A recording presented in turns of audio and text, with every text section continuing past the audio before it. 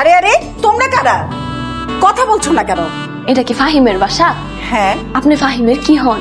আমি ফাহিমের মা। তা ফাহিম বাসাত নাই?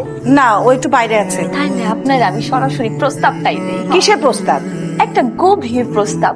আপনার পোলা ফাহিম রে তো মন প্রাণ দিয়া ভালোবাসি।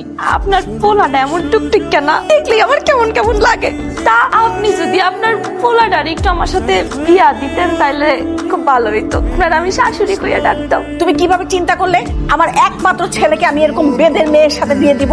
ও খালাম্মা, আপনি এমন করেন কেন? হ্যাঁ, নেহাত আপনি মুরব্বী মানুষ, তাইলে এখনই না কাছে থেকে সাপটা বাইর করে আপনার শৈলা ছাইরা দিতাম। আমরা বাইতে নি দেখে কি আমরা মানুষ না?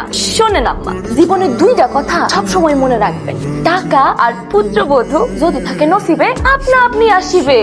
আচ্ছা, আপনার ছেলের হবু বউ আমি প্রথমবার শ্বশুর বাড়িতে আইছি, একটু চা মিষ্টি খাওয়াবেন না? আচ্ছা ঠিক আছে।